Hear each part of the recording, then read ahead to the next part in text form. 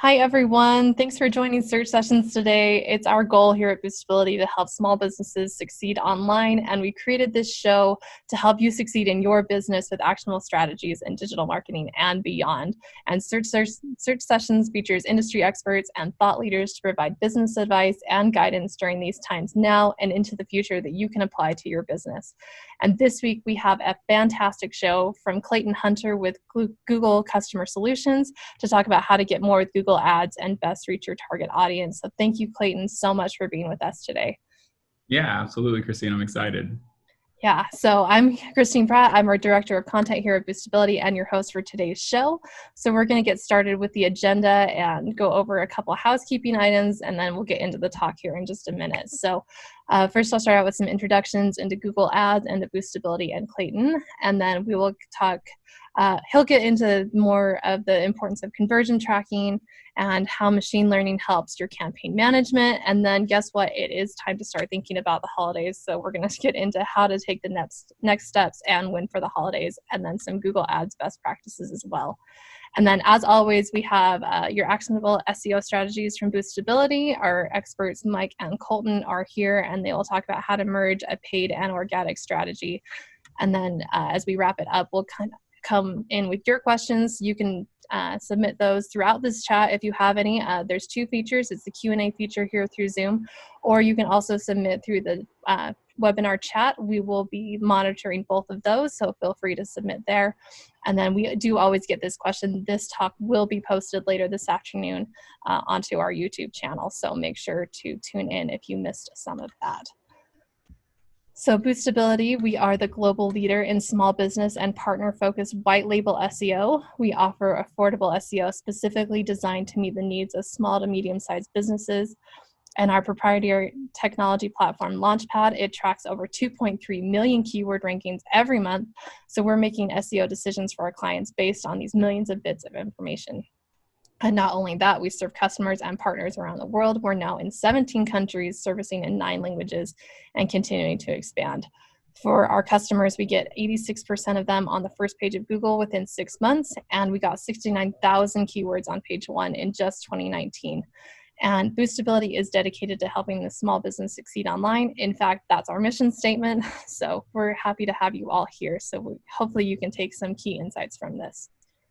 So as you know at Boostability, like I just said, we talk a lot about SEO. It's our bread and butter. And throughout the Search Session series, we've had so many great speakers to talk about how to help your business grow, not only in SEO, with your organic growth strategy and beyond. So we've talked about social media and growing your presence through that. We've talked about consumer behavior. We've talked about sales strategies. And today we're talking about SEO and PPC, or your paid search strategy. The two work incredibly well together to build up your online presence for a maximum reach with your target customers. So we've got one of the best in the biz, Clayton Hunter, to talk us through that. So let me introduce him. Clayton is a manager for Google Customer Solutions sales team, and before that, he worked as a partner to help grow businesses of varying types and sizes through several sales and strategy roles. And at Google, he's had the opportunity to serve in program development, marketing, and leads several business-related supporting teams. His experience has given him a unique understanding of the marketing landscape and how to connect Google Ads to drive business results. So he's one of the best in the biz. We're so lucky to have him. He joined in Google in 2015 after teaching high school biology for about 3 years in Jacksonville, Florida, as part of the Teach for America program. And in his free time, he prioritizes his duties as a proud golden retriever puppy dad, so cute, and avid Florida Gator sports fan. And for Google Ads, also, they make it easy to show the world what is unique about your business, so you can reach customers searching for what you specifically offer, and you can decide on a global audience or stay local. You decide where to show your ads, and Google gets it in front of the right people. So with that introduction, today we'll be learning about how to drive results with Google Ads so you can best implement it for your business. So Clayton, I'm going to send it over to you. All right, sounds good. Thank you so much, Christine. I always think about whether I should include the golden retriever puppy line or not, because then I'm like, did I lose all of my audience? They're just thinking the whole Totally. time, where's the puppy? Where's the puppy? But she's on a walk. She's still 5 months, so we can't trust her with GVC calls yet. Oh, that's awesome. Yeah. All right, I'll get kicked in. I really appreciate just to start the opportunity to be able to speak to you all in your audience. One thing that I've gotten to hear a lot from Christine and the Boostability team is some of the work that they're doing in this space, and it's really refreshing to hear people understand like what's important. The SEO side is so important in terms of your digital footprint. And I'm going to be talking about a lot of principles today too, talking through like the foundations of marketing on Google Ads. And it pairs so well with a strong SEO strategy. So I'm really excited that I have an audience that's ready for this kind of next step. I'm hoping to be able to connect with businesses from all sizes, kind of similar to some of those that I've worked with, and hopefully give you a couple of nuggets as we move through the presentation here. So a little bit more about me. As you kind of heard from the bio, I won't repeat some of those things, but I do want to give a little background on my experience here at Google.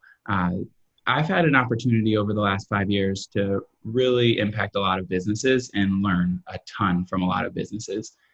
Also, Google's a culture, and I know there's a lot of articles about the collaboration in the space and just some of the amazing people there, but I've really seen that it's so true, and I've gotten to take so much from the people around me, including a couple of opportunities to work with an agency education tour where we went to Chicago, New York, Toronto, Austin, several other cities, and got to teach in the agency space on like what's really important from not the ad side, but how to drive results for your agency. And then I moved to an IC role as a mid-market business AM. And that's where I got to work with most of the companies that you see on your right there in our multi-channel or consumers goods space. And so it gave me just an array of different experiences, personalities, and strategies that I was able to kind of put into my own belt for opportunities like this, where I can share nuggets on why do some of these companies succeed and why do some not, and how do you take kind of that next or first step in your strategy. So today we're going to talk about 3 things, and like I said, just when you're getting online, you have to have a strong SEO strategy, right? It's going to be the foundation for what you do. When you're getting into Google Ads, you have to have a strong measurement strategy. It is an input-output game, and everything that you will do should be based off of data. And if you're not taking that step, you're behind the curve, just quite frankly. So we're going to talk about measurement and why it's key. And then we'll talk through how we can leverage machine learning through a lot of the campaign management once we have that measurement set up. And then I'll give you a next step. As Christine said, it is holiday. If you haven't already started to plan for holiday, you're kind of late, but we'll get on the bandwagon now. And I'll give you a next step that you can do in more of a practical or structural next step on the ads platform to promote and close leads with your business. So why is conversion tracking so important? If you think about conversion tracking, I mentioned it's kind of the foundation for what you do, and it is an input-output system. So if you look in this next slide, we talk through, or I can give a stat that's relating to the ads business specifically that we work with. We see the SMBs that we work with, which are generally at a certain sophistication level. About 99% of those have conversion tracking set up, but only 30% of the accounts are actually tracking true conversion value, meaning they're tracking what matters. And so if you see, this is a huge gap in between. It's nice that we have people, setting up and going through the motions, but we only have 30% of accounts that are actually looking through what does what we're doing here tie in, or how does what we're doing here tie into business success, right? These numbers get a little bit different when you do then scan down to some of the businesses that we don't work with. And you'll see less are actually using conversion tracking, and even less are going to be using that value add into their algorithm. Why it's important, and what you can kind of read through here, is every time someone converts on Google Ads, and this is what you've set up, and we'll talk through what a conversion means, because that's even internal language that we use, but every time somebody has a meaningful interaction for you that you've set, the system looks at that and it studies who that person is. And there's so many signals and there's so many auctions that go on literally every second. And so this data point is an important point that it can anchor on and say what type of ad creative is important for you, and also what type of person, what type of persona or profile is important for you to go after. And the logic is if we can get more data, as you probably have seen, I know we have marketers, business owners, the more data you have, the more informed decisions you can make. The cool thing about Google Ads, though, and Google as a whole, is we're a tech company. So we base everything off of our technology, and now we've created an amazing ads platform. But when it comes back to it, we lead in the space around data and machine learning. And so we've taken that and we've now made things so much easier and also so much more successful for our advertisers who really lean into this strong foundation around measurement. Now I'll go in through and talk to you about, for some that don't know, I'll go through this a little bit quicker because some might already be at this step, but what you should have, and then I'll give a couple of nuances on some of the differences. So when you are setting up a Google Ads account, you'll be asked to set up conversion tracking, and you can do that through a couple of different ways. You could set up a global site tag, which is what you see on the left here. You also could do it through Tag Manager or Google Analytics, and most everyone will have a Google Analytics tag on their site, and they should in the footer or header, because that analytics tag will actually be able to show you much more information than just your ads data. So it can show you organic and social. It can show you time on site. There's a lot of different really important metrics that you can pull in there around your audiences and who's visiting your site. I'll go through a couple of those. But Google specifically, we're going to work, or I'm going to highlight the global site tag portion, which is what I'd recommend everybody to make sure that they do have across their site. Some of the advantages, as you can see, it does count cross conversions, and it also looks at call conversions tracks. So I know a lot of times we'll have a component of our business that gets converted through a call interaction, and we're able to count that and measure that on the Google Ads tag once you have that in there as well. So that's some of the advantages on why we should have both. If you go to the next slide too,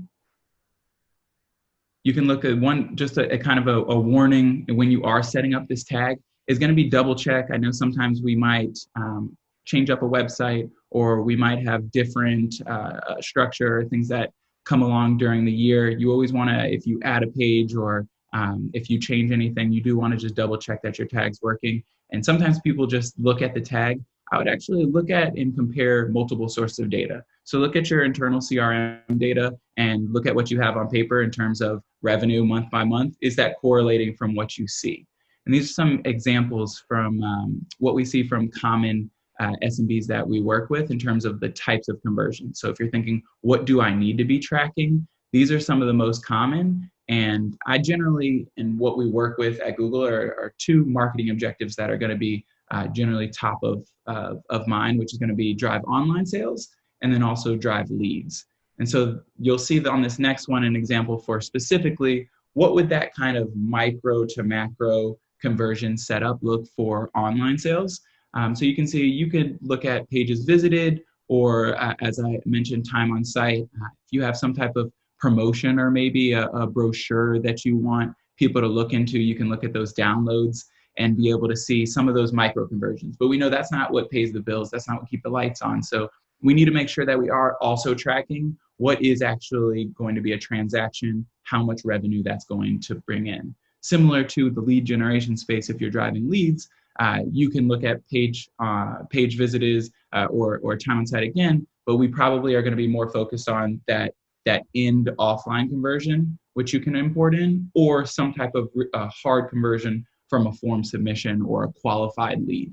And so we use both of these micro and macro conversions to look at success. If you have a strategy that really is about awareness and it's about getting out in front of a certain audience, let's say, for example, I work with a nutrition company and they really wanted to get in front of people that were looking for pain remedies, but they wanted to offer a different approach to pain remedy. And so they sent out a newsletter through our display network, and they tracked that. They tracked how many times people clicked through the newsletter.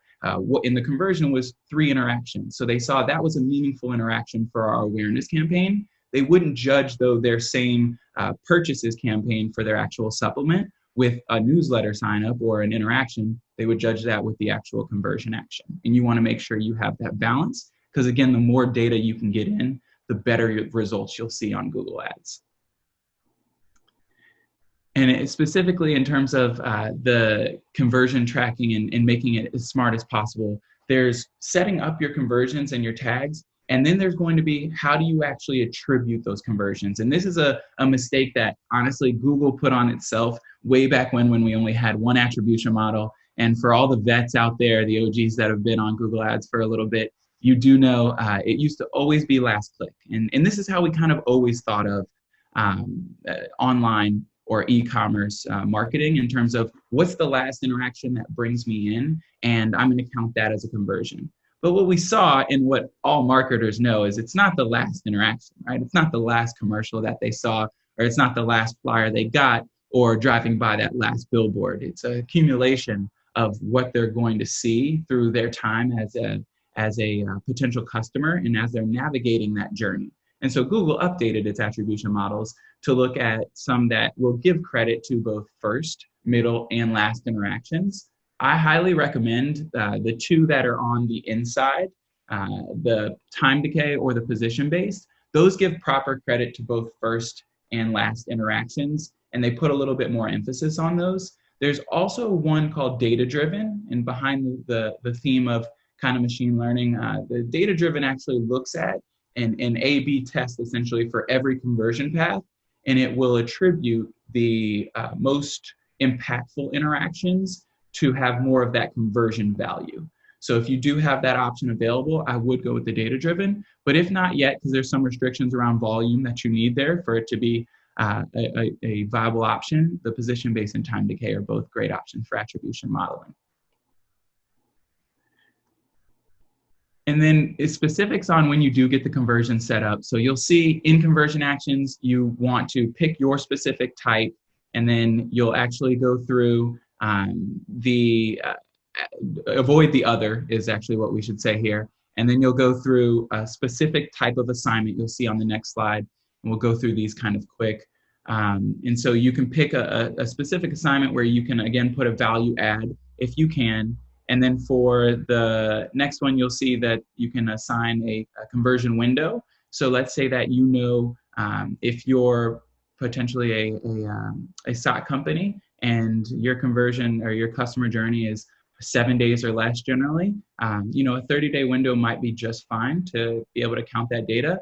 But let's say that you're a car company, you're selling or something that's a bit more expensive, you're maybe an online real estate, you might want to extend this 30-day period to 180 or 90 days, considering the touch points that you're going to have. So that's what we look at for the window here. And then the next piece is going to be including that in conversion. So before I had told you, you need to make sure the campaign is going to be funneling the right type of conversion data. If it's going to be just a proxy conversion, you can go ahead and leave this unchecked or no. But for those that you want to be influencing the types of creative you're showing and the profiles you want to be targeting, you want to include those conversions in there. And then lastly is look out for duplicates. So this is just a common mistake I often see. You see here they have an analytics, which I spoke about you should have on there, but they also have a website tag, and both are included. You also can see the differences in conversions. So how I mentioned that the website tag will pull in different conversions. So if you look at that second to last column, there's a pretty stark difference between the number of conversions that it's counting. And that's the main reason or some reinforcement why you want to have both of those tags available. In this example, though, you probably would just want to have the analytics tag to say no, including conversions there. All right. So now Clayton, let me ask a quick question though. If someone's just getting started with all of this and trying to figure out the conversion best for their business, all of that, is there something that they should probably maybe start with, best measurement to start looking at, and then you start going into the rest of the stuff you've been talking about? Yeah, I would say, and thank you, Christine, for bringing that up. I would say the best start in if you're looking at this deck again through going through either of those two models. If you're a lead generation company, you want to have at the basis your first conversion when people submit a lead, right? And if that's through a third party, or if that's through on-site, or if it's offline and you're pulling those back in, you want the lead submission.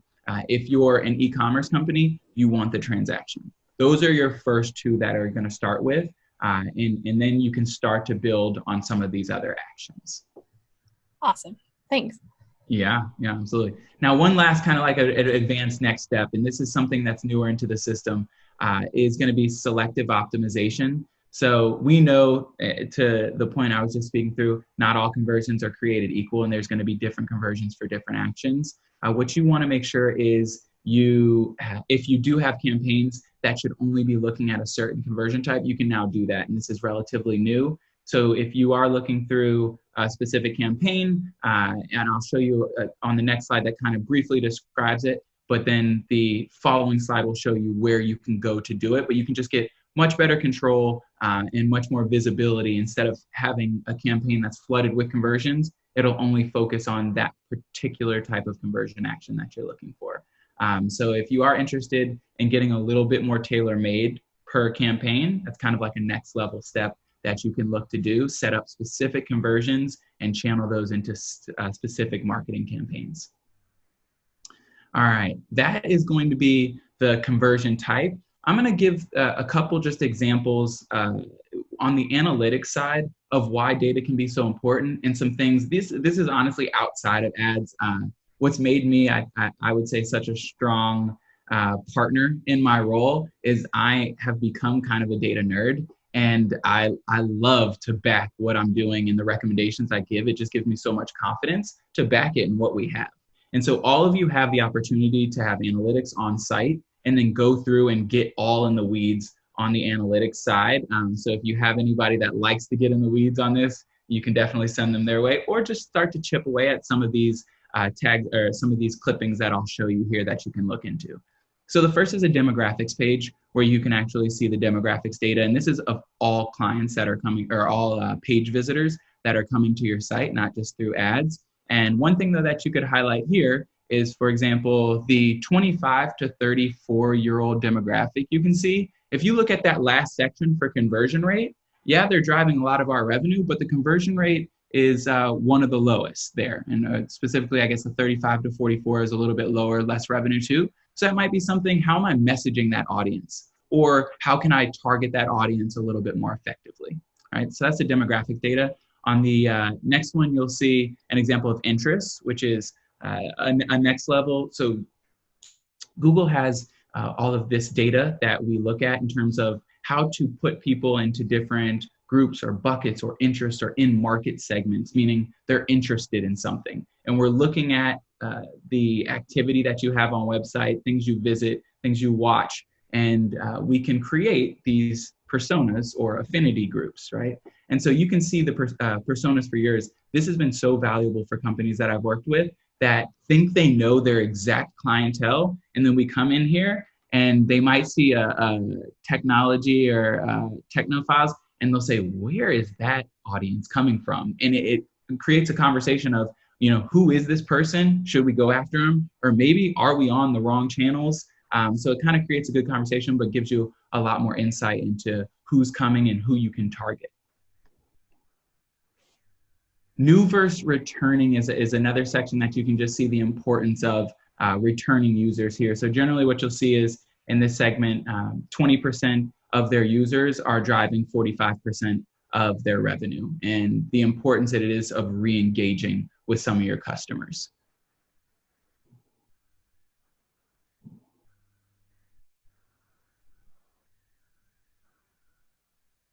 Oh, I'm sorry. I saw the title. Thank you, Christine. No, I saw the title and didn't see it actually change. So this is another example, and one thing that I love to do is if you look at the date ranges, you can actually change some of the date ranges, and you can compare pre and post. So when you are looking at marketing launches, if you want to look at the impact, you can actually see that holistically, not just in your AdWords account.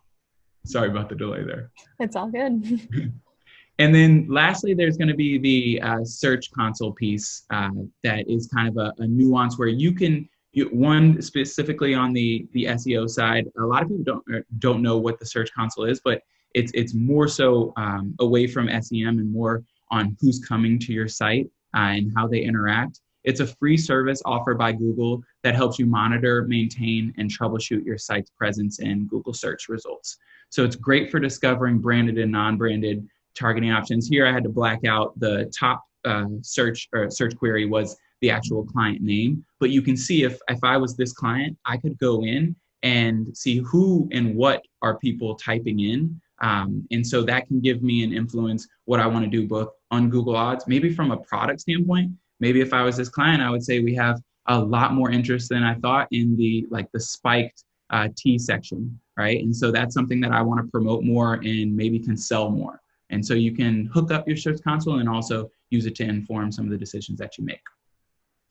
And then the last two we can skip through pretty quick, but it's assisted conversions, are essentially showing the channels that are helping drive conversions. And this is one mistake that I would say I see a lot, or a pitfall I see a lot, is over-evaluating or over-attributing one channel. And so this is a place that you can see how are my channels working together.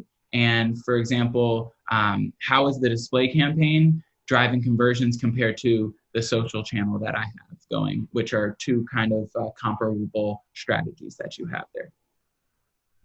I love this because it's showing exactly, I mean, your keywords, it's showing exactly like who is coming to your business, and maybe you might be targeting a different audience and then realizing that actually more of your traffic's coming from over here. And so you're able to pivot on the spot and make those informed decisions. This is fantastic. Awesome. And I completely agree. It's one of those I tell often the people that I partner with, it's like you could get lost in this data. You know, there's so much opportunity that you kind of have to set boundaries for yourself. Maybe sit down an hour, poke around, and next week sit down an hour, poke around, look up a couple of resources that we have on our help centers on like what's the best to look through. But absolutely love getting in and making, you know, like you said, kind of informed decisions around the data. Yeah. So next, let's talk a little bit though about we have all the data. What do we do with it, right? So it's one thing to just have data, and if I were to tell you, all right, you have all of this data at your hands now, you need to make all the decisions. It sounds like an extremely daunting task to go through. You're running a business, you're running a department, and you have plenty to do. And you also have an ever-changing ecosystem in terms of the online auction, right? So we can't expect you to go into, we used to, but can't expect you to go into auction to auction or even set up some type of just standard perimeter that you're going to target and go after day to day.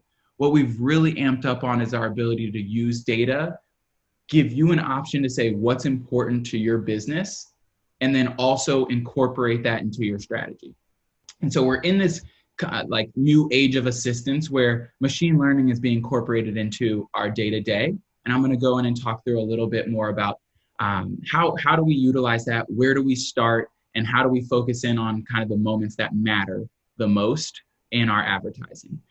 You can see here there's a ton, billions, and this is actually a slide that I pulled probably 8 months ago. And so this is going to be even updated from then. There's billions of searches that are happening on Google every day.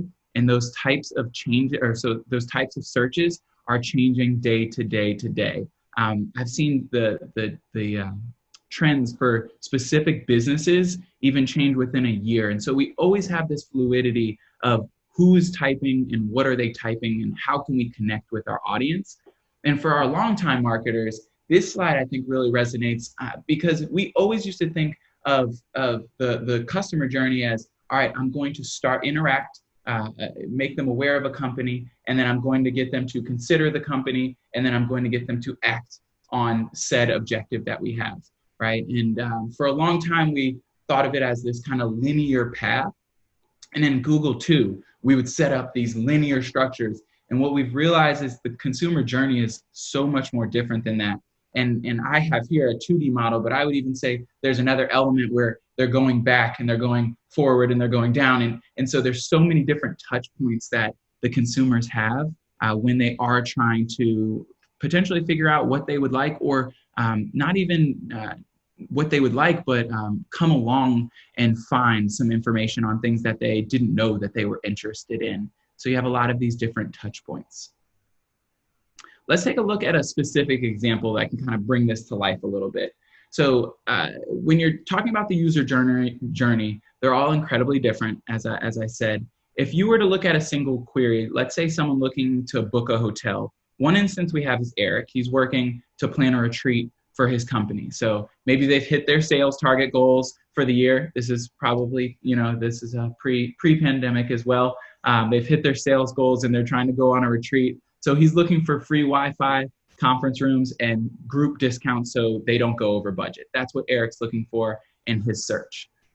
But then we have Diana, and Diana's got a slightly different perspective. She's looking to have a family vacation. So she, again, is having a similar search. She's looking to book something, but for a family vacation, she wants to keep the kids busy. I know from a couple of my coworkers right now, I can just imagine how many of you are looking for a family vacation, keep the kids busy, swimming pool, children's center, and get some alone time. And she's looking to relax and have spa amenities. So that's a different kind of search that you could have for a similar end action. And then last is going to be Allison, who's looking to book a hotel for her wedding. So very different. She wants a big venue. Things need to be in place in terms of what she can host. And you can see here between Eric, Diana, Allison, we have three could be very similar searches, but the intent is very different. And how we interact with them in the marketing funnel should be very different too. The touch points that we have with them should be very different. And so lastly, we do have Rebecca, and thankfully, you're right, Christine. And thankfully, in terms of what we have, if you could go back one more. Thankfully for what we have with how we target, we have a way that we can reach them all at specific points and have tailor-made content for them all. The way you can do this, though, is through understanding, all right, what are those different, again, conversion types, or how do I convert in certain segments and tailor that type of language to a certain type of keyword? And this is what we can use the machine learning concept for. And just to take a step back, because I've now, drinking the Kool-Aid at Google, I am all in on machine learning, but it's not that common of a concept. And so I do want to just take a step back. And when I mention machine learning, what I'm saying there is it's the ability to think in those moments that we can't necessarily process that data all at once, right? And so what we're doing with machine learning is going to be taking a whole bunch of data and having some type of pattern recognition and then connecting that into future auctions. Yeah, and it's so important to understand this customer journey for any marketer. I mean, yeah, you might be trying to reach any one of these individuals, but I think it's so important to understand just that journey and what people go on so you can better target them. Absolutely, absolutely. And then when we go into our previous point, when you look at Search Console or you look at some of the analytics data, or you look at queries that you're coming in on your Google Ads, you can start to see these trends and identify them as well. So let's go into the next couple on how you do meet your customers where they are. One, predict intent. I gave you an example around the nutrition company. So if I can anticipate that people will have a need for a pain remedy, but they don't necessarily know about us. They know about maybe some of the more traditional methods, right? So we want to anticipate some of the needs and get in front of the right type of audiences. We want to tailor the messaging to those customer needs. And then the be there, be relevant portion is where we really lean on the machine learning section to put us in the right position. So we take care of the input. Your business expertise is going to be on predicting the intent and anticipating the needs. The tailoring messages is going to be your marketing specialty, and you can put in what you know will connect with advertisers and learn what does and what does not connect with advertisers. And then the be there, be relevant portion is going to be around some of the machine learning that we can do. I'm going to show you tactically, though. I've now said machine learning a couple of times, but what does that look like? And it's 4 buckets, I would say, to help you on your Google Ads. The targeting, so acquiring the best type of customers. For example, if you were looking to find a customer around the Valentine's Day timeline who is looking to buy flowers for their mother, and this is an example that just comes to mind as a big mama's boy here, you can acquire those customers by looking at people who have been in a certain affinity. So they might be interested in some of these insights that are relating to a certain profile that you're interested in. And for that one, it might be in market for flowers, which is one of the segments that we have.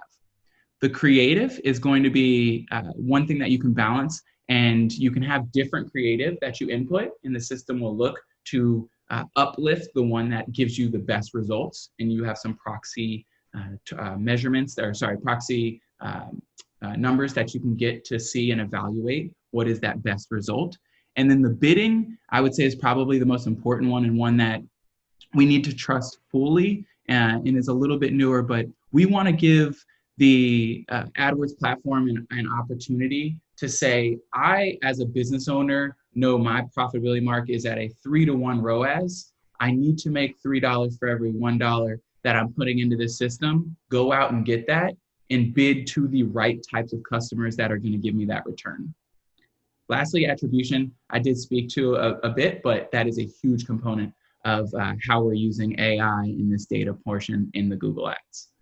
And so for time's sake, I did include a little bit of a breakdown of the 4, but we're going to skip ahead to just a little bit more of the seeing this in play. So if you can go down to 2 more, Christine, and 1, yes, right here. So if, again, just to kind of put this into play, if you were looking to connect with a consumer, and you might say that the booking process looks something like this.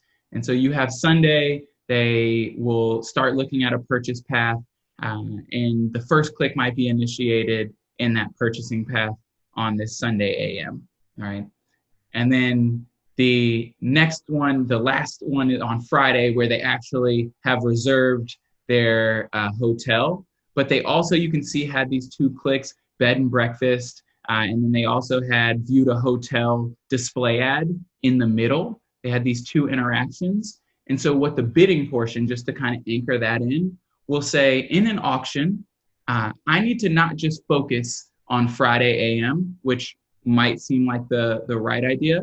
I need to give some of my bidding where I need to bid to people on Tuesday, I need to bid to people on Wednesday, and I need to bid to people on Sunday, and find the right one. Now, what's not mentioned on this is there might be interactions on Monday and there might be interactions on Thursday. And you can see I left those out because maybe those weren't influential to driving conversions. Those people didn't end with a reservation. And so the automated bidding will say, I do not want to bid, or I want to focus on what drives conversions. So I'm going to focus on these interactions.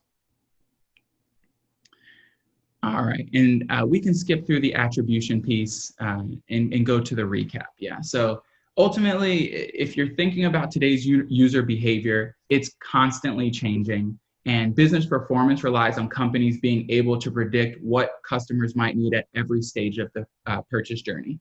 I was just reading the other day and going through on our team planning, a article that Deloitte actually had released around expectations for Q4. And one of the expectations they said was they expect e-commerce sales to jump about 25 to 35%, which is up from last year. And they expect overall retail to still grow in amongst this pandemic around 2%. And one thing, they gave a couple of keys to success, but one of the ones that stood out to me out of the 3 was companies that understand and act on real-time data will succeed in this environment because there is a lot of volatility throughout this year. In terms of resonating with what we do on Google Ads, cannot agree more. If you're looking at with automation and leveraging automation to look at those data signals and then make informed decisions, those are the companies that are going to succeed, pairing in targeting creative and those bidding solutions that I spoke about earlier. Yeah, and I think 2020 has just escalated that need. Yeah. Like 5 years into the future from what it probably would have normally done. So we're basically seeing like e-commerce and consumer behavior that's now like more like 2025 versus 2020. And I don't see that changing. I'm sure you're the same. Absolutely, yeah. There's a reason, Shopify has boomed over the last, I guess, 5 years, but even, like you said, ramped up in terms of its usage, and other, like Square, people are having to change a lot of what they do from a business standpoint. And our ads and e-commerce marketing, no different, right? There's going to be some changes there. And I even have said, to a lot of, I'm completely transparent with the clients that I work and partner with. And it's like, I don't know what's going to happen. I have predictions. Google has a whole bunch of data, but this Q4 and particularly, moving on, it's going to be really interesting to see how some of these changes take place. So next, and kind of segueing perfectly into Q4, I know it's holiday season. I wanted to give you all, like I said, kind of a nugget that you can take into. And so brand discovery is so important. Right now, we're seeing there's about 20 to 30% increase between the last 2 quarters in eyes on different sites. And particularly the YouTube space, there's a significant spike, around 30% increase in YouTube traffic right now. That's because a lot more people are working from home or on their phones at home. And so we have a lot more people that are potentially going to be available to discover your brand and get in front of. Also, e-commerce is going to be, in not just e-commerce, but searching online will be very top of mind for people. So what can you do to get kind of ahead and get in front of them? There's the standard, I want to react. And then there's an option here, which is going to be through our discovery campaign of how can I proactively, still from a performance perspective, get in front of some of those customers. So 85% of online consumers will take a product-related action within 24 hours of discovering a product, meaning they'll investigate, they'll maybe get more interested in the space, or they'll start to align with a certain journey, right? We want to be there and we want to be present for those particular consumers. And how we can do so is across these 3 specific platforms on Google. And discovery is going to be able to show on your YouTube, your activity on the actual Discover feed, and then finally in Gmail ads. So what discovery does is it essentially allows you, and for those that are familiar with Facebook advertising or Instagram advertising, it's kind of got a native look that will be placed in 3 of these Google Run platforms, which I stress Google Run there because we can then control the journey. And to our point, talking about bidding and placement, we can really look to effectively place and hit certain touch points along the journey. And so you could see here that a lot of consumers do find their favorite brands while watching videos, or on the feed, they're catching up on news or interests or things like that. And also we all spend probably too much time in our email and can get distracted there. So those are different touch points that you can see come along and introduce your brand to. We can go to the next one actually just for a full visual. This is what it looks like in the slide, and this one kind of shows all 3. So you can see it on YouTube when you're scrolling, and you might see a discovery ad there. On the feed, you'll see it come up, and that looks something similar, like I said, to like a social aspect there. And then the last one is going to be in the Gmail's promotions, where you'll be able to reach 3 billion people across these platforms. And so you have just a huge amount of audiences, and you can leverage some of those same things, sports lovers, into policy or news journals, or into technology or shopping. You can leverage all of those audiences to get in front of the right types of people through discovery or remarketing, which we know a lot of times we need to close the funnel. And when we do introduce our brand to people, this is a great way to get back in front of them, or maybe cross or upsell some of the products that you have. So let's say you have a new product launch coming Q4. Maybe you take some of that first party data that you have. Particularly, we have a dog supplies company, and I know they recently launched it's like a dental hygiene toy. And so what they've done now is they've taken all of their people that buy food regularly, and they've put this toy on the remarketing side on a discovery campaign. And you can start to then cross and upsell those. So on the online sales, that's kind of an example that you could do. And then from the leads perspective, same thing, you're generally going to be moving the business, and you'll have different touch points or services that you want to offer. Maybe an HVAC company, you utilize discovery now for heat and get in front of people that have just been kind of dragging their feet on getting that fixed as the winter comes up, for example. Yeah, and because we're Boostability and SEO, I mean, this is essentially like good content marketing as well. I mean, you're I don't know, you're promoting good content, promoting all that, which boosts your SEO, but it also ties into this PPC. So it's your paid and organic strategy together, essentially. 100%. Yeah, I agree there. And I look at discovery as a product that you get some performance, you can look at conversions, but it really is tying into your messaging. It's tying into your blog posts. It's tying into the voice that you want to have as a brand, right? Mm-hmm. And how you want to connect in with customers. Yep. And helps you reach people that you probably wouldn't have otherwise. Yes, exactly.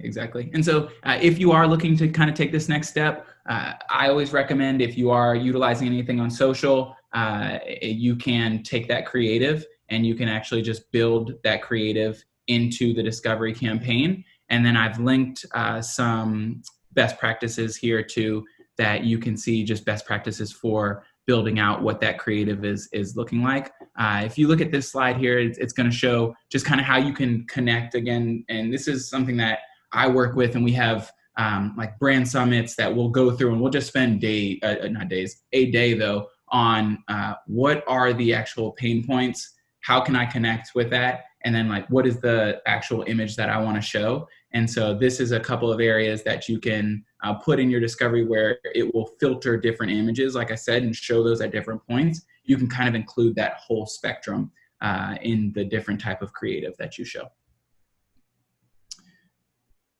All right, and then we can, I would say in terms of just best practices, Christine, I included some of this piece. I would love though to get to some of the Q&A portion too. And the best practices will be kind of for each individual client. You'll have different goals, but I've included that in if people do want to look back and just see some of like the best practices that they can go through. Yeah, awesome. We're going to post this slide deck on a slide share on our website later this afternoon, so people can go through and reference this later. Awesome. So to review and recap, which we can jump down to, the base of what you want to start with is going to be your measurement and making sure that you have an understanding of what your inputs and outputs are going to be and what your goals are going to be. Tie them into your business goals and make sure that you are measuring what's most important to you. The next is going to be utilizing the tools that we have on Google Ads to make sure that you can leverage some of those machine learning pieces and make it easy on yourself. And then the final one, I did give kind of a next step, which is going to be this, the discovery piece that you can take into your holiday season and hopefully get in front of some customers and also drive some more revenue for the business. Awesome. This is great. So why don't we just kind of go over kind of some of your key points here and just review the overall, the high points of your presentation here. Yes, and I know you're catching up. I just hit those. I hit those three. I'm sorry for skipping a little bit. You're good. You're good. I'm just going through we've got some good questions coming up too. So we'll get to that here in just a couple minutes. These are all some excellent resources. We'll link these on our website. So we've got Thinking with Google. That's a great resource and kind of how this relates in with SEO. Google Discovery, the analytics information about that. And then we've also included a $150 match coupon. So all of this will be linked later. So with that, Clayton, thank you so much for this excellent talk. It's been great. I tried my best to keep up with a couple of these slides, but great. We didn't even have to do the awkward next slide thing. Like you were on top of it. I loved it. We're trying. We're doing the best we can here. It's that 2020 energy, right? Just doing the best we can. Awesome. So with that, let me skip ahead. We've got our weekly actionable SEO strategies with Mike Marsh and Colton Miller. They're our excellent SEO experts here at Boostability. They're going to be kind of walking through how to optimize your SEO along with a paid strategy like Clayton just went over. So guys, thanks as always for joining us, and over to you. Sweet. Well, I'll take it over to start things off here. Jumping off from what Clayton has already kind of gone over in incredible detail. The first thing here is, especially on the SEO side and obviously tying it into the ad side, is make sure that you have a purpose or a goal for a page and make sure that it makes sense. One example that I'll give here is like your homepage as an example should probably have the goal ideally of, either, informing in a general sense what you do, branding, but then also helping people get deeper within your website and finding things that they might actually be looking for. It may not be the best place to have like a converting or kind of a lead form, because people oftentimes, they're not going to land on your homepage and immediately buy, right? They typically want more info. So Again, starting off, make sure that all of your pages have a purpose or a goal.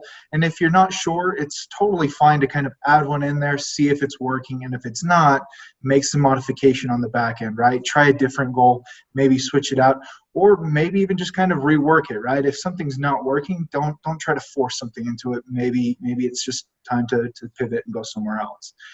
Going with that, site structure is also important, especially in the SEO realm. Obviously, it translates into the ads realm as well.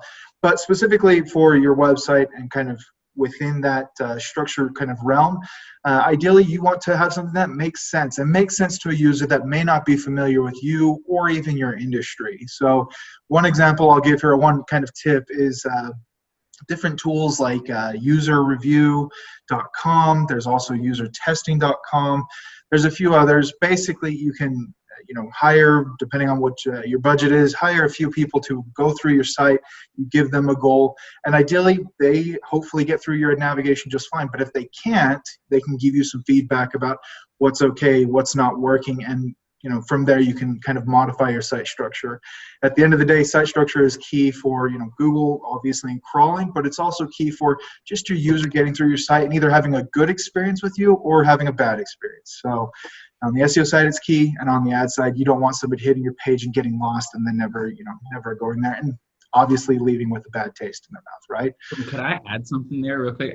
Absolutely. I think, like you said, if it's something that you third party, trust the data, or if it's just maybe family and friends, trust them. So many times I've heard maybe stubborn web designer or an owner say, no, that's the right way. That's the right way. Like, trust these other opinions and work through it yourself, because that's such a great point in terms of reducing friction for the user journey.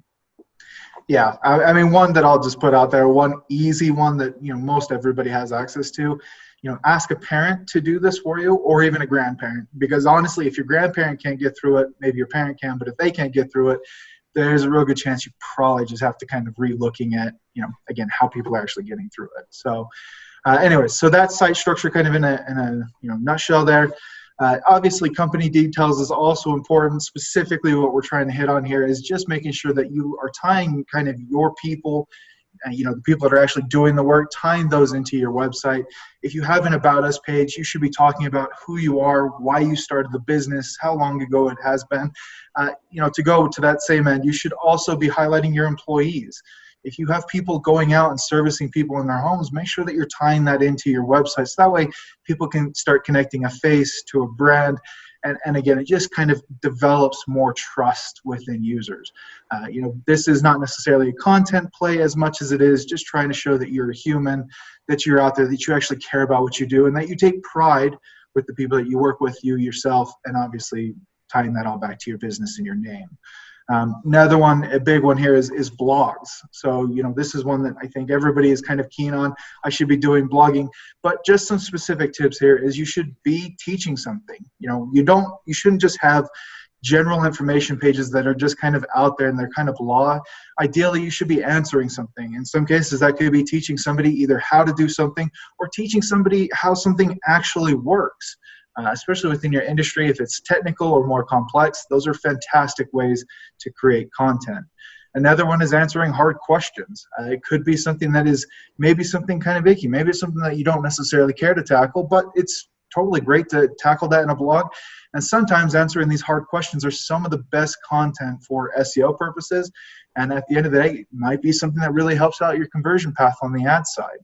So answering hard questions is also key. Kind of the last one here is taking a stance. So this is more of a personality kind of going back to the company detail, but ideally you should be taking a stance with your content, with your industry, and what you're actually putting out there. Make sure that you're adding personality in there.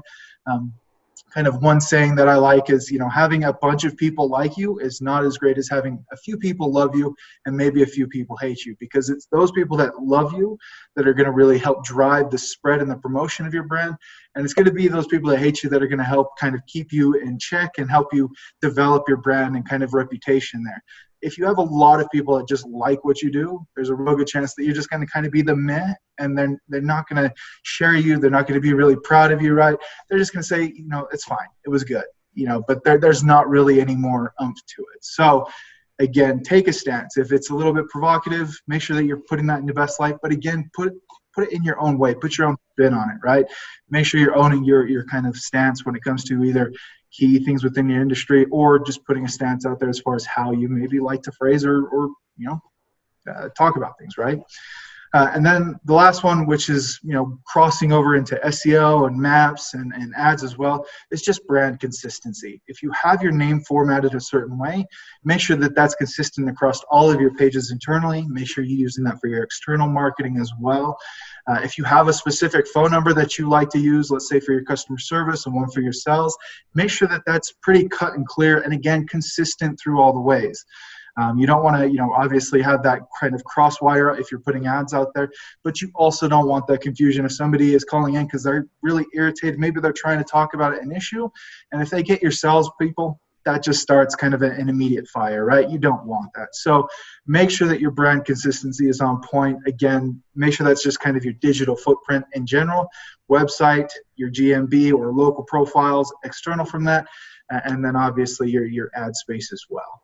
From here, I'll let Mike talk about kind of why these things tie into PPC and why it's all working together. Yeah, thank you so much, Colton. I think that these SEO tips can definitely get you the ranking that you're looking for. And I like that we've been talking, and Clayton, you've been talking about the customer journey, definitely using all these data points and using these different things to really progress and to really not modify, but to increase your online presence. And so what I want to talk about here is just combining the organic and paid strategies that can really lead to fantastic results. The first one, usability and customer journey. It'll be more cohesive if you're doing these things that Colton mentioned, that you have these purposes on these pages. If your landing pages have a clear purpose and goal, your users will know how you are trying to help them. And the customer journey will be very straightforward, and you can land more conversions by just leading them simply and using these different tools. Also, think of the branding and the recognition that you can have with robust strategies for organic growth and paid targeting. If you're doing both of these things, combining both of them for the short and the long-term strategies to maximize your opportunity, users can recognize your brand more and more as they're served ads or they see your organic SERP results. Just that kind of brand awareness and that recognition is invaluable. And lastly, the intrinsic trust you gain from combining these two strategies may even help with your reputation within your industry. You really, to kind of put this home, in preparation for this show, I found a great article by Google that I want to share with everyone. I put a little quote here at the bottom, but I want to just read a little bit of it. It says, both SEO and Google Ads can help you connect with your customers when they're looking for what you offer. SEO is a traditional cornerstone of successful online marketing because it gives your business the best chance to be found, even if the optimization process takes a while to get right.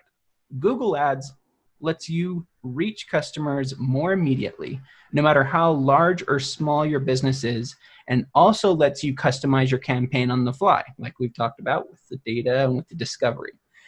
But it's worth considering that both SEO and PPC ads can help in different ways. And then lastly here, using SEO and Google Ads together may give you the best chance to bring traffic to your site in the short term and enhancing your business's presence online for long-term success.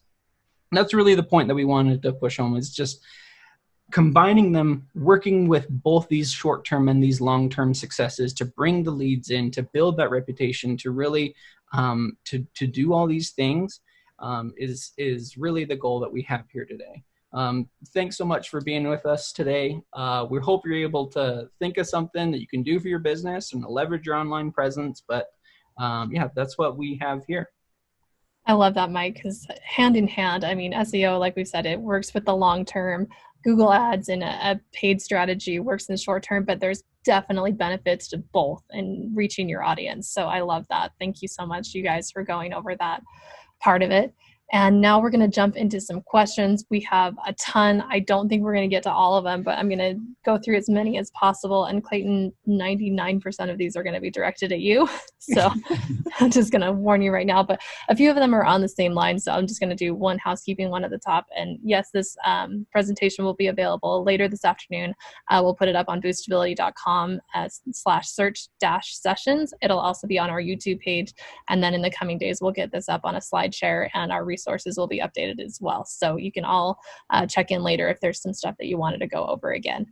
So with that, Clayton, I'm going to start off with where does the data live for Google Ads essentially? Is it just in Google Analytics? Does it have its own platform in ads? Can you tell us a little bit about that? Yeah, and I just need to address something real quick. I know we're already coming on time, I want to get through, but I could not let a Go Knowles just go past. I just saw this in the chat. Go Gators, we're on top. We own Florida. So I couldn't let that just go unsaid to Randy, who shouted out the Knowles there. That's amazing.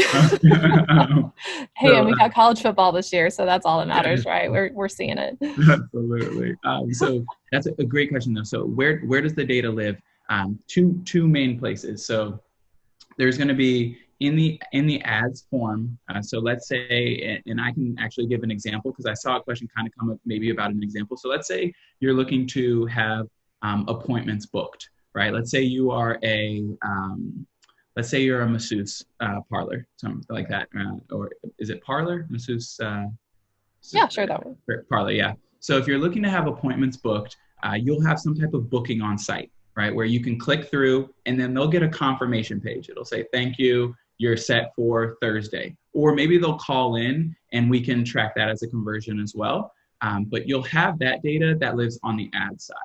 And that can be seen in two places. One, in your regular campaign management. So if you're in an ads platform and you click into a campaign, you'll be able to see a conversions tab. And it'll be able to show you who is converting, who is booking those appointments, because that's the conversion that you set, right? The other is on analytics. And in analytics, which is a separate site. So you would go to google.com/analytics. That would be where you would see all the analytics data. And that's where it will be pulled in from the analytics tag specifically. So two spots, one is in your Google.ads, and that will be the conversion data specifically to your ads interaction. So people that are clicking on ads or interacting with YouTube and display. The analytics data, though, is going to be for all of your data that is on your general site header footer. Awesome. Okay, let me jump into the next one because we have a lot. Do these kind of strategies that you've talked about apply for all budgets? I mean, we have a lot of SMBs here in our audience, maybe especially because 2020, maybe they only have $25 a day or something to spend. Can they get results even with a smaller budget?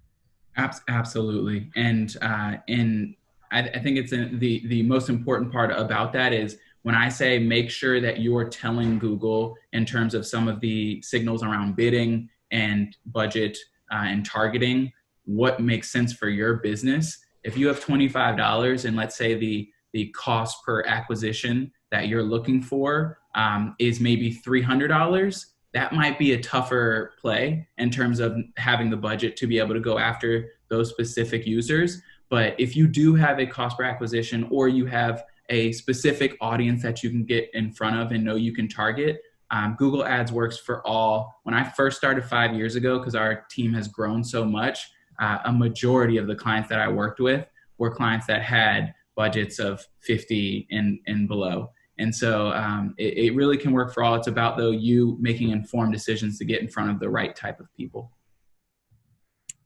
Awesome. That's great. I know that's going to be super helpful for a lot of people. There was a similar question. So another one is there a secret weapon maybe to getting more conversions? Is it just excellent CTAs? Is there, I don't know, do you have a strategy for that you could recommend? Yeah. I would say there's no necessarily secret weapon because then everybody would be doing it. You know, we live in a world where that secret would be out, right? Yeah. And everybody would be making $1 million for the dollar they put in. But in terms of, I get where the question's coming from. I'm a business owner. I need to get the most out of what I have, right? It is looking at month to month, quarter to quarter, year to year, what you're getting out of a channel, and just also identifying what gaps that you can have in your business and where you can fill those. If it's driving leads, services, or if it's goods retail. But I would say call to actions is a big one in terms of creative, and then in the content that you're putting out there. No necessarily secret sauce outside of, I think the measurement piece is something that's overlooked by most. And so if you're doing that, you probably have an advantage compared to some that are not being as informed with the decisions that they're making on how they're investing. Great. Okay, just a couple more. Where can you really, if you're just getting started and kind of learning the platform, where can you expect a campaign or an ad to show up? Is it maybe like SEO where it kind of has to grow, or like where can you start to look for your ad? Yeah. So it can, and one of the beautiful things about the Google auction is, I mean, you can get into any auction, right? It's always an open auction. There's not necessarily preference, but there are some signals, and not to get too into the weeds, that build into your ranking. And that's something that Google always wants to provide the best journey for people, both organically and on the paid side. And so if you're a user and you're looking for, let's say, Nike cleats, I want to give Nike a little bit more ad ranking at the top, because you've typed and you're looking for, that's what you're looking for, right? So I know that that's a good user journey, but I also am allowing others that potentially have a place to come into that search. And so you always have the opportunity. Now then though, Christine, kind of to your like post question of maybe I have $25, should I be bidding with a Nike or Adidas? Maybe not. So you need to look at and find those pockets to where you can maybe flex some of the value adds that your company has. That's so helpful. I'm sure maybe going kind of like in an SEO campaign, maybe going for those highest, biggest keywords might not work at first. You need to start with some smaller ones and do a local, people that that are looking for that specifically for your shop, and then go from there. Absolutely. And I guess maybe to give something tactical, if they were coming from this route too, I would really have a search campaign that has your brand and the most important non-brand, two of those separate, so you can control the budgets. And then I would definitely have, from a display perspective, some type of remarketing, meaning I need to get back in front of the people that know about me. So those are kind of two low-hanging fruits that you can put into your marketing strategy. Sweet. So kind of off of that, we've gotten a couple questions of people that are like, this is all amazing. I'm just kind of getting started. Yeah. What should they do to really start a Google Ads campaign? Do they just need to Google Ads and go from there, or how do they get started? It really is. That's it. And we've made the platform a lot, and I will say it is a robust platform. So I'm not going to come, and I told you transparency is key. There's going to be some learnings that you have compared to maybe even some advertising platforms. And that's something I hope we get better on in the future. But it's robust because of the power that we have and the reach that we have. And so if you do, though, go on to Google Ads, we've made it a lot better to actually navigate through. They'll prompt you and say, hey, conversions are important. You need to set these up. Here's how to do so. There's a conversion tab. Creative, right? You need to add creative. This is actually not as good of a creative, and they'll give you some prompts to go through that. But what I would say also is we have created amazing resources on YouTube that walk through the beginnings. And so if you just YouTube how to start a Google Ads campaign, there's actually a channel that's supported by Google, and they walk through some of the basics. And I wouldn't try to do it all at once, but you can start to piece some of those together. My opinion is don't rush into it. Watch some of those videos, look at some of the content, have an understanding, and then start when you feel comfortable. Sometimes people do kind of rush in and then they regret some of the decisions they make, or maybe learn about things as they go. There will be some of that, but try to prevent some of what you can, control what you can. That's amazing and such good advice. And actually kind of segues into my final one. Yeah. A lot of people are asking if they have more questions, or is there a way to get in contact with someone at Google Ads, or should they just start going through your resources and just seeing, it's a very, like you said, a robust platform. There's a ton of information that you've provided because you know that. Yes. Is that where people should start? Where should they go for more information? Yeah, it's a great question. I would start with the resources, and there's so many out there. If you're a visual learner, again, there's a lot of the video content. If you're, a reader, there's so many articles that you can just search for. Google's a search engine. They've made it pretty easy to find a lot of these resources, which is nice. And so that would be the starting point. Once you actually get started on ads, though, we also do have a troubleshooting team. So if you just were to Google, I can give you the website, but it's easier if you just Google Google Ads troubleshooting or support. They'll be able to help you with some of those support issues. And that's open to all of our ad users once you're actually investing on Google. So they can kind of ask some of those like more so basic questions or troubleshooting questions to get started on once they've started in the ads account. Awesome. Thanks so much, Clayton. I'm actually going to put that link into our resources as well. Yeah. So if anyone needs it, we'll have that there and available. So we actually have a couple more, but I mean, I think we're running out of time. For those, I will reach out separately. So if we didn't get to your questions, I'll make sure that we get them answered later today. So Clayton, thank you so much for this amazing talk. I know it's been helpful for our listeners. We've gotten a lot of good feedback so far. And then always thanks to Colton and Mike for your great insights. So, and then just to close it out from here, as always, if you need help with your SEO, that's our bread and butter. We're here to help. You can reach out to us at Boostability, or you can give us a call, or you can also RSVP to the next show or watch this one again. Like I said, it'll be available this afternoon. So that's boostability.com/search-sessions. So thank you again for everyone who tuned in. We hope you found this helpful and enjoy the rest of your day. Thanks, y'all. Thanks for the time. I appreciate it. Thanks, Clayton.